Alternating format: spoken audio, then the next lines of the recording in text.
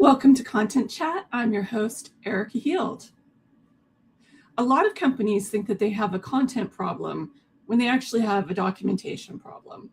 One of the clearest examples of this, their style guide either doesn't exist or it's a dusty PDF somewhere on SharePoint that nobody ever uses. This episode is the third in our 12-part Content Chat series, bringing my book Content Foundations to life chapter by chapter. Last time, we focused on brand voice, defining who your brand is and how it shows up in your content. Today, we're going to be building on that foundation by talking about one of the most practical and frequently overlooked content operations tools, your style guide. In chapter 2 of Content Foundations, I walk through in significant detail how to create a style guide that actually helps people create better content faster, whether that's your freelancers, your internal subject matter experts, your agencies, or your AI tools. Because if you want to scale content without losing your voice, your documentation has to work in the real world. So let's start by talking about the reason that so many teams hate style guides. It's because they've only experienced bad ones. Too often, style guides are exceptionally rigid. They're outdated, including messaging, slogans, and even references to people, places, things that don't even exist anymore. They're impossible to find because they're in somebody's folder or nested within another folder on some internet site. They're not part of everybody's everyday workflow, so no one really even thinks about them. And they're not, this is most importantly, they're not actually embedded in the tools that people use to create content. So functionally, they don't exist. Teams in these situations are going to see style guides as brand enforcement rather than enablement. But the truth of the matter is that a really good style guide helps reduce rewrites. It means that you're not going to have those approval bottlenecks that happen when somebody does a cursory glance through some content, sees things aren't quite up to brand standards, and then puts that in the I'll get to this later file instead of the let me just approve this quickly file. You also end up with inconsistent messaging, and something we see every single day, especially here on LinkedIn, you see AI-generated chaos. But when it's done correctly, content governance is operational support, not just needless bureaucracy. And remember, you can't scale what you haven't defined. Now, a really good example showing you how important it is to have a really good up-to-date style guide is something that I've experienced a number of times. I frequently get called in to rewrite copy that is technically correct, factually accurate, but 100% completely off-brand.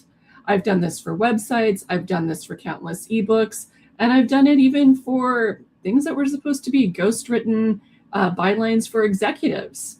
The thing is that not everybody even understands how to use brand guidelines, but it's especially because they're not written necessarily for content creators. They're written just so that somebody can check the box and say, hey, I got that style guide done, let's move on to the next thing.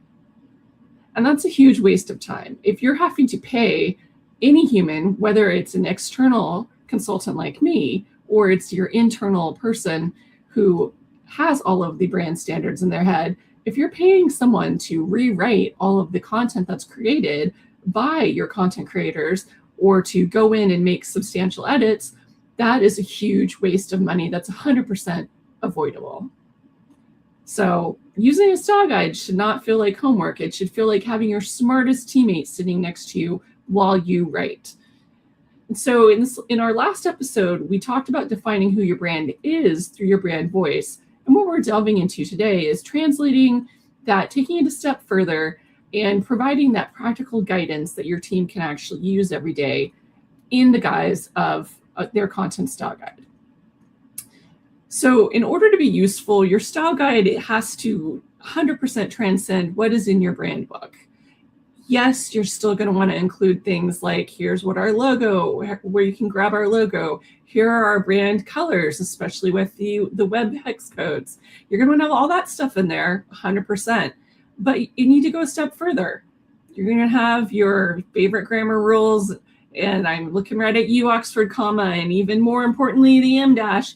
All that stuff is going to be in there too, but you absolutely need to go one step further than that. It's not your job to try to replace somebody's English 101 class. It's about you providing everything that any content creator, regardless of what kind of content they're creating, needs to know and understand about your brand in order to create content that is going to sound like it comes from you. So start with the brand foundations.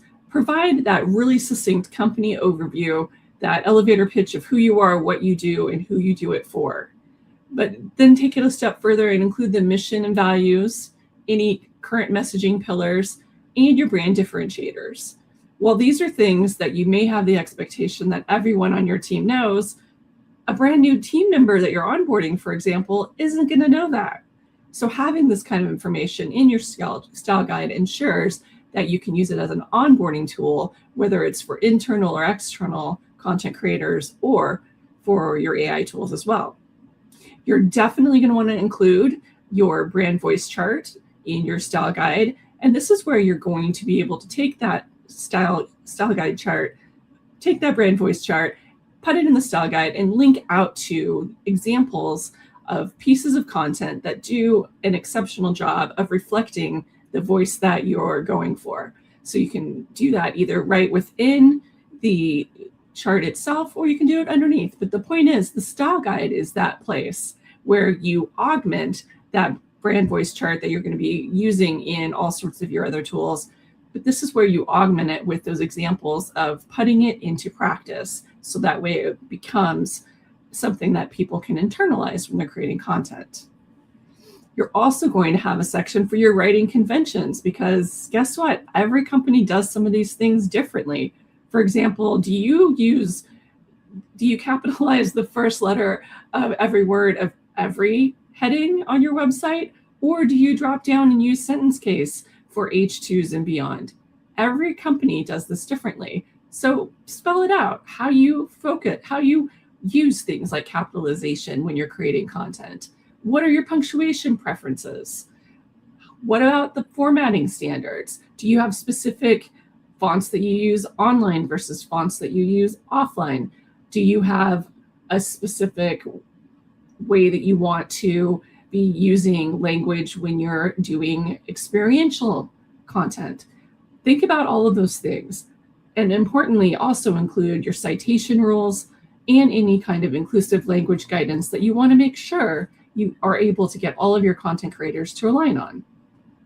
We already talked about all of the visual and structural guidance. That's always going to be one of your primary sections of your style guide. You're going to have logos, typography, and don't forget about imagery. Not all content is written content.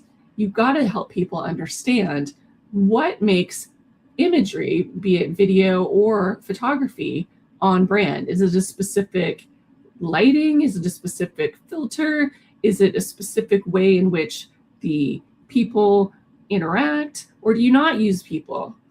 Anything around that, you've got to put it into your style guide to make sure that the creators understand what you're looking for. So you've got your documented brand voice, you've got all of your guidelines in place, and then you can link out to things like your taxonomy and your templates too from the style guide. On the website, erikaheald.com, I do have an article, the 18 core elements of an effective content style guide. That is, you can go ahead and take a look at the article on the site and download a template there. We also go into all of those elements that you should include and provide a free template in the book, Content Foundations. All right. Now, before you start feeling a little overwhelmed, because I just said the words, the 18 core elements to include in your style guide, the goal isn't to document everything everywhere all at once. The goal is to just get started by documenting the things that people repeatedly get wrong or inconsistently interpret. So you know those things that you go, oh, I can't believe I'm correcting this again, or the things that that persnickety reviewer always is calling out in comments of, don't use that word ever again. Why are we still using that word? For a lot of people, by the way, it's utilize. So maybe we all just stop saying utilize and stop using it. Okay, let's just use it instead of utilizing it. Okay. Now, what I think is so helpful about style guides in particular is they are amazing training infrastructure.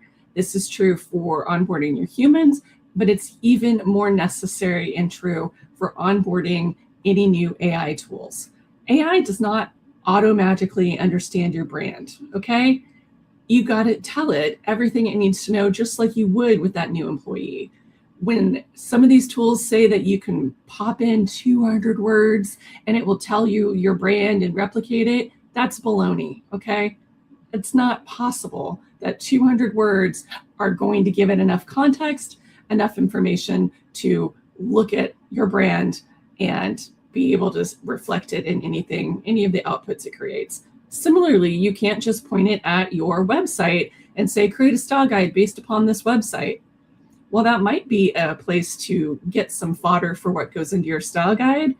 As somebody who has rewritten dozens of corporate websites as part of rebranding, let me assure you that most websites have pages that have been authored by so many different people, many of whom have never looked at a style guide and have no idea what the brand messaging should be.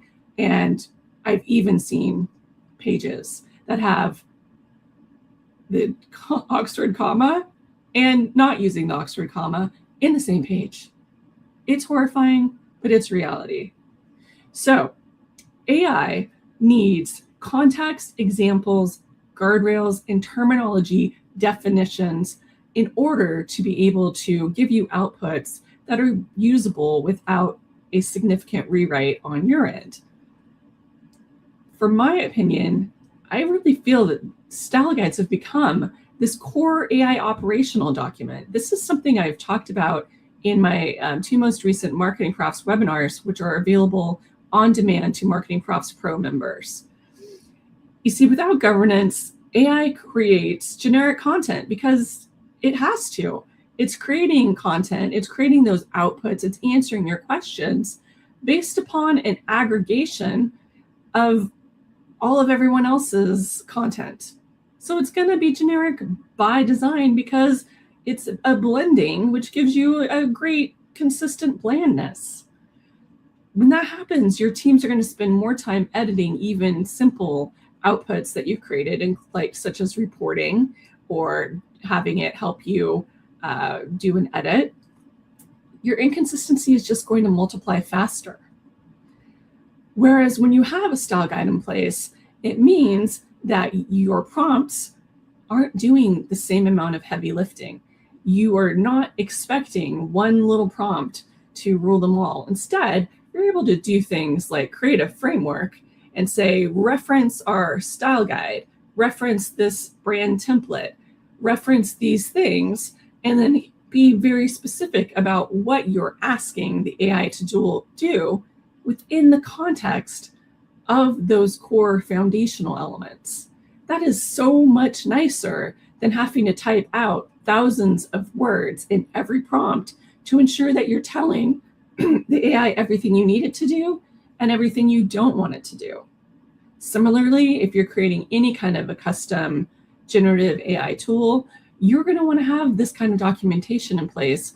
So that way, that is one of the things that it's always looking to as being part of your core information that it's training on. It's also going to allow you to reuse your workflows and create really fantastic repurposing systems. In short, AI always needs to have at least as much guidance as you'd give a new hire. Okay, so the companies that are seeing the best AI results aren't skipping governance. They're not trying to find that magic prompt or a magic tool that can just guess what it is they're trying to do. They're doubling down on creating content governance that helps them do the work more correctly the first time. So the best style guide in the world is going to be useless if nobody on your team opens it.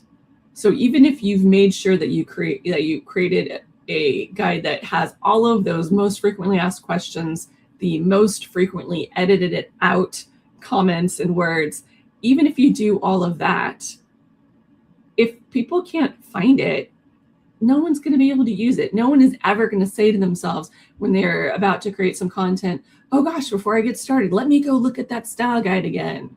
If you're lucky, they might look at the style guide when you send out the email to everyone saying, hey guys, here's the new style guide. I hope everyone enjoys using it. Maybe someone will read it. I mean, I would read it, but let's not mistake me as your typical audience. Your typical audience is going to think to themselves, I don't want to page through 24 pages of a boring PDF that doesn't apply to me. It's not going to happen. So how do you get people to actually use a style guide?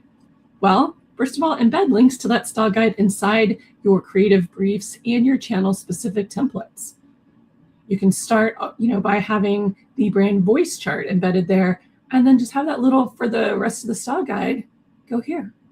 Having that link is so helpful and makes it so much more likely by having it within the context of putting forth an outline for the content, going through that ideation process or the review process. That's such the great place to put a link that people will actually use to be using that style guide. If possible, you also want to make it searchable. You want to make this document be something that if somebody is working on something and they can't quite remember what your brand's way is of doing whatever the thing is, it's a file that they can just type into your intranet. Hey, how do we refer to a person that we're quoting on second use? Do we use their first name or their last name? Make it be a document that is able to be searched through your intranet, so that way people are able to come up with those kinds of answers from your style guide versus getting it from somebody one cube over who may or may not actually know that they're right when they're giving that answer. Similarly, you can create some lightweight versions that just get at those core important things for a specific audience. For example, you might create a lightweight version for your customer service team or for your sales team that address the kinds of communications, the kinds of content they're creating, and the specific kinds of rules and guidance that will apply just to them and help them get their content approved faster. And it's important, especially when you're creating those lightweight versions, to use examples, not just rules, because it's so much easier to remember the example than it is to remember the language of the rule of what you're supposed to do. You'll remember, oh, hey, there's that video on this page that I can use as as my inspiration for here's how we do customer advocacy videos, for example. Having that kind of stuff in place, sharing those examples, then brings it to life and gives people a reference point that they can check their own work back against. I also encourage you to build feedback loops with your writers so that if you see that something keeps happening, even though you know it's in the style guide, that you check in and you say, hey, how can we make this more clear? Or what is it about the style guide that doesn't help get this across the way that I mean for it to? Because when you ask people for help, people are happy to give you help. Don't approach it by, you keep making this mistake. What is wrong with you? What do I have to put in the style guide to make you do it my way? That is not what I'm saying. What I'm saying is, how can you, make sure you do that, have those feedback loops so that if you know something's in the style guide and people are just missing it, and spoiler alert, this happens a lot with brand voice, because sometimes the words we choose are a little aspirational for the work that we do or the maturity of our brand. So be sure to have those feedback loops about the style guide and incorporate that feedback into the revisions, and integrate your style guide and suggesting to people that you want to hear from them about things that aren't included in the style guide or things that are confusing. Integrate that into your onboarding for anybody who's going to be creating any type of public facing content or communications. The style guide is not there just to exist to catch mistakes after the fact. While it's 100% going to be helpful for doing things like that, especially if you create a tool or use something like Grammarly and you want to make sure that it uses all of your style elements, the best style guides, that's not what they're for. They prevent confusion before content is even created, and they make it less likely that you're going to have those issues at the end of the road. They're really there to be an enabler for creating the right kind of on-brand content the first time. Okay, so again, if building a style guide feels overwhelming, it shouldn't be, because I guarantee you already have something in place. You already have some sort of documentation in place, or you already have that cache of Slack messages or that most recent piece of content that got marked up by everybody with so many things. You already have these things in place, and you can start there. You don't have to document everything at once. That said, I do highly recommend that you start with the brand voice, because the brand voice is going to affect so much of how all of your content comes into play, that if you don't have that brand voice defined up front, then there's a stronger likelihood that your content isn't going to feel like it has that consistency, unless you do have that one single source of failure, i.e. the one human being that knows the brand who has to review everything before it can go out, which is horrible. That's not a good job. And it also doesn't give you any job security, because I've seen plenty of people who used that approach get laid off, and then their team, people like me, had to come in and do things like go through all of their emails and go through their files to try and figure these things out. And nobody wants to do that, okay? Another low-hanging fruit kind of thing that you should be able to get your hands on pretty quickly is the common terminology, those words that you guys, your team uses every single day in order to talk about what you do. In that industry terminology that people regularly use, grab all of that, put it into your style guide draft, because it's 100% the kind of thing that someone new to your organization wouldn't know off the top of their head. Also, put in all of your writing conventions. So if you are team M- means that you used AI for this, which sadly there are still people who want to have that argument with us, despite Anne Handley's valiant effort to get justice for the M-. Google that. You can support a pet charity while also supporting the M- at the same time. So include those writing conventions, so that way people aren't going to have to argue about them endlessly in nested comments in content that you're creating. Also link out to your most used templates and have an actual AI usage policy guidance and examples for what you should and should not be using AI to do. That is so important, and your style guide is such the easy place to make sure that you put it. And so that way people understand, if you do have tools in place, such as you've created a custom GPT that has all of the style guide, branding, brand voice, etc. elements into it that people can use to check their work and make suggestions, or even give them a score for how on brand their content is. This is exactly where you put the link to that tool, so that way they understand, hey, there is a tool I can use for this. I don't have to start from scratch or try and figure it out for myself. So at the end of your opening that document and trying to get started with your style guide, at the end of that session, you're going to have a good working point to start from. You're not going to be done, because it's going to be something that is going to be iterated over time. Your style guide is going to be added to by all sorts of different members of your team, and it's going to change as your brand changes and as the market that you're selling into changes, and as your audience changes. And that's a good thing. You're just trying to get started with that minimum viable style guide as soon as you can, so that way you aren't starting from scratch every time a content creator a new content creator comes on board and starts creating things. Because without that style guide in place, that's exactly where you're going to be. So just, if you have one takeaway from today's conversation, I really want it to be that your style guide doesn't need to be perfect and comprehensive to be transformational. That minimum viable style guide is going to make a huge, huge impact on your day-to-day work immediately. Now, one of the biggest themes throughout Content Foundations and throughout any presentation I've given over the past 3 years is really that scalable content does not happen by accident. It happens when you document the things your team keeps repeating, rewriting, and re-explaining.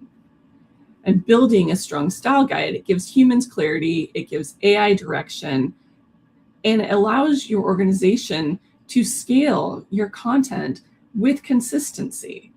And that is so powerful, being able to move beyond the limited hours and bandwidth of your content team to empower others throughout your organization to be able to create content that is going to sound like your brand.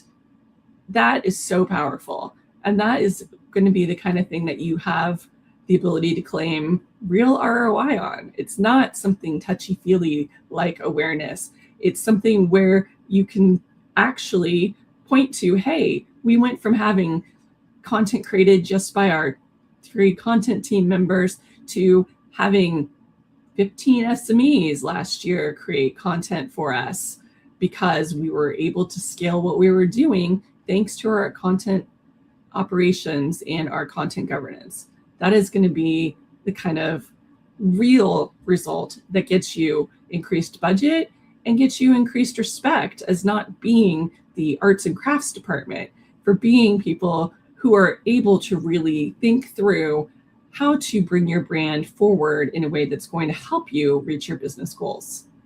So if today's conversation sparked ideas for your own governance documentation, Chapter 2 in the book includes the detailed framework, prompts, and template outlines that I gave a high-level overview of here. So, check out the book for the in-depth look at the style guide sections, implementation ideas, and how to operationalize this work across teams. And for those of you who are following along with the 12-part Content Foundation series, next week we'll move into audience personas, because once you know how your brand sounds, the next step is to make sure you deeply understand who you're speaking to. So if you've been relying on random acts of content, this is your sign to start documenting what good actually looks like. Because content governance isn't red tape, it's your operational superpower. Catch you next time.